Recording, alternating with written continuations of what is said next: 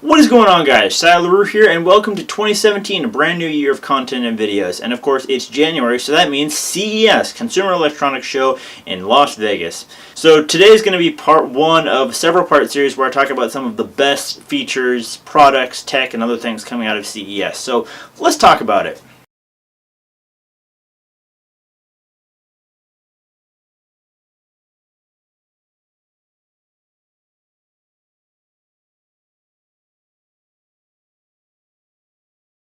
So yeah, today we're going to be talking about some of the coolest tech or products coming out of CES 2017.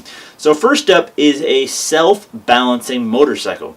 Honda has been a pioneer in motorcycles. They've been making motorcycles for years and years and years and years. And now they are finally combining science and technology with their motorcycles. A lot of people, particularly beginners, have problems keeping their bikes upright, particularly at low speeds, like going around a parking lot or slow turns or just trying to get it parked or whatever.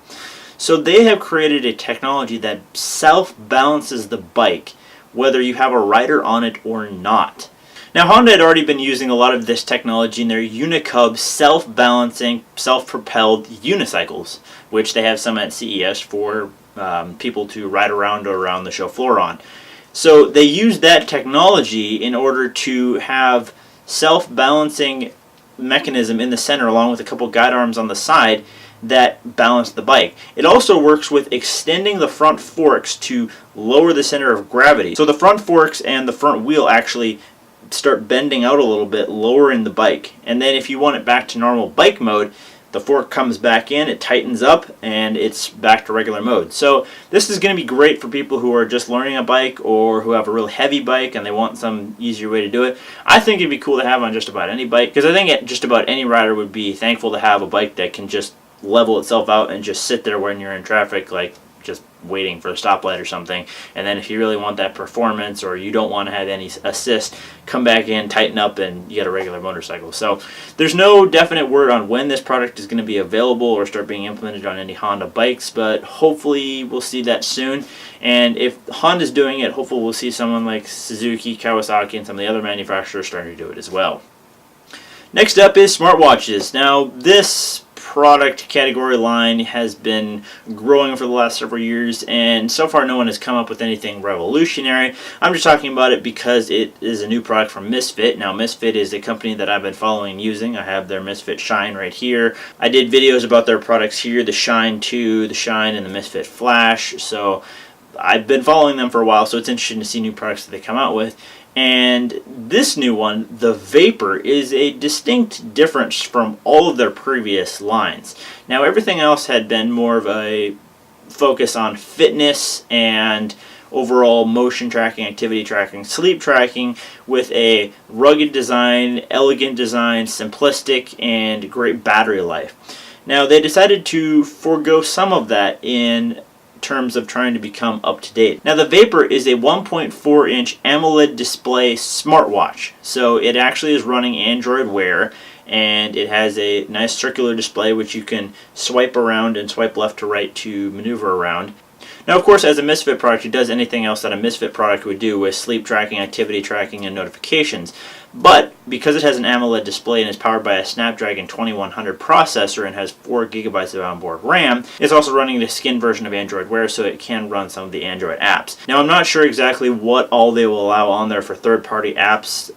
Natively, Misfit's been a little bit locked down, but through things like IFTTT, you can add on additional functionality.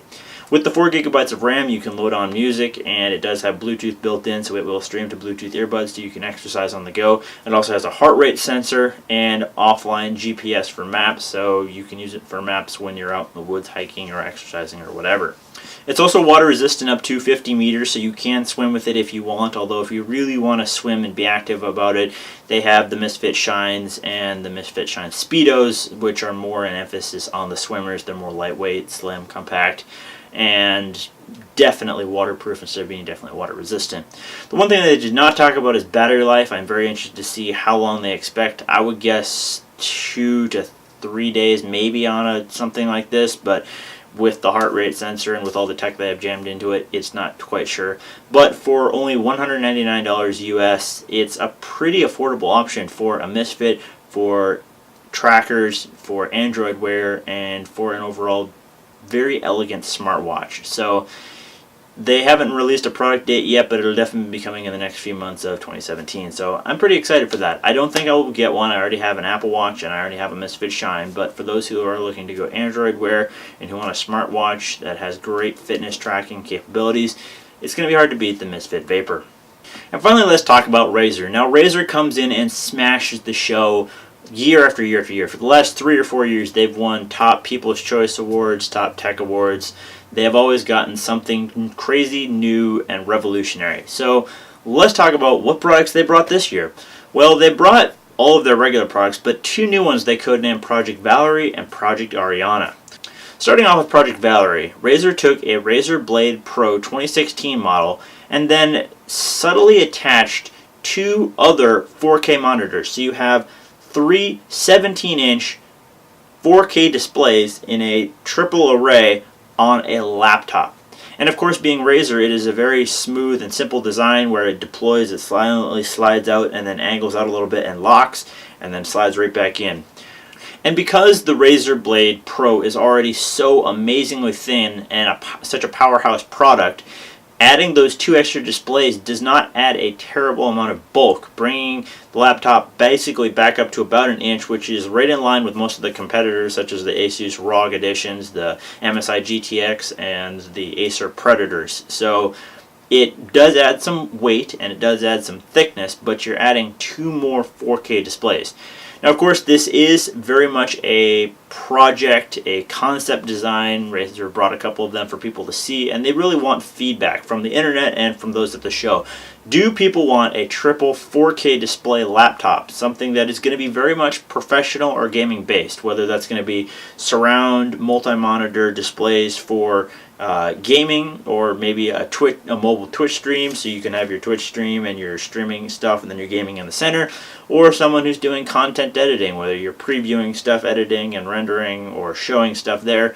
And as a Razer Blade Pro, it definitely has the horsepower, being full GTX 1080s and full desktop class processors in a mobile concept. So it'll be interesting to see what people think about it. I think it's pretty cool. I probably wouldn't necessarily buy one just because of the price, and I already have a custom desktop set up. And for me, when I'm doing mobile stuff, I want to go lightweight. So if I were to get anything, I would just get a regular Blade 14, not a Blade Pro or Pro 3 displays. But for those who want to do mobile streaming, a lot of content editing, mobile gaming, does this fit for people? We shall see. Next up is Project Ariana.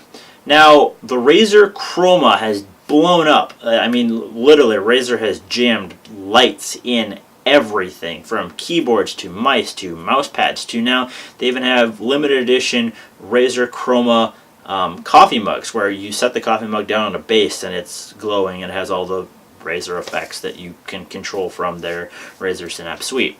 Razer's also now partnering with Philips Hue and a bunch of other manufacturers to get lights and lighting effects in other devices, or lights in your room or whatever, all going to be controllable by Synapse. So you could literally have your room synced with your gaming system. So pretty cool. The thing that they're talking about is Ariana. What Ariana is a high-definition, wide-angle projector with 3D sensors on the outside. So what it does is it scans the room and figures out layout of your monitor, your desk, your keyboard or mouse, where you're sitting, where your display is, as well as lighting and anything else in the room. And then it projects your game on the wall around your display. So front and center is your display with your characters moving about, but then kind of blown up and subtly spread across the wall is the game in high definition. Now, of course, this also syncs with your Razer Chroma lights from Philips Hue and your keyboard or mouse or whatever. So everything is syncing with the flow of the game and the colors and everything. So again, a very interesting project. I think of the 2 of them, this will probably hit market before Valkyrie would. Ariana, I think people would be somewhat interested in, of having a 3D projection display on your your wall just to create a more immersive experience. I think that would be really cool. I'm not sure if I would buy one. You would definitely basically need to dedicate a room or a large section of a wall to this. But if you're really into gaming and if you want an extremely immersive experience with sound and light and video, I think this is a great concept. Of course, being from Razer, it's not going to be cheap, but it is going to be high quality and it is going to be a great product. So we'll be interested to see Project Ariana, Project Valerie coming soon. And finally, just a closing note about GoPro. GoPro was, of course, at the show, and they wanted to assure everyone that all of the GoPro line is great. And as for Karma, Karma is coming soon. As I've talked about in previous videos, the GoPro Karma drones were falling out of the sky shortly after launch, and GoPro spent the last 3 months trying to figure out why. They said they think they have, and they're going to be doing a big press release event in February to talk about the future of GoPro Karmas and the whole drone market that they have. So hopefully this will not hurt them too badly. They've been pretty vague and they've been pretty silent about the whole thing. So hopefully they'll be able to produce a good quality drone coming out, and that the market will be able to accept it, and it won't negatively impact them, at least in the drone market. I think their overall action cameras have spoken for themselves and will continue to support them, but I'm very interested to see how GoPro works with their drones. So yeah, guys, that has been Best of 2017 Part 1. I hope you enjoyed it. Let me know in the comment box down below your thoughts on what I talked about today, whether that be the self-balancing motorcycle, a new Misfit smart wearables, or Razer's products with the Project Valkyrie, a triple 4K display monitor, or Project Ariana, a immersive light and video experience while gaming. And what about GoPro? Are you excited for the Karma drone if they were to produce an actual viable product? Let me know in the comment box down below. And also leave suggestions for other products or tech news from CES that you want me to talk about. I will be doing more videos coming soon. As always, guys, thanks for watching. Remember, you can check out my last video I did right here. Remember, hit that like and subscribe button down below so you don't miss any of my content from CES or anything else I do this year. Check me out on social media. I hope you guys have a great day, and I'll see you in the next one.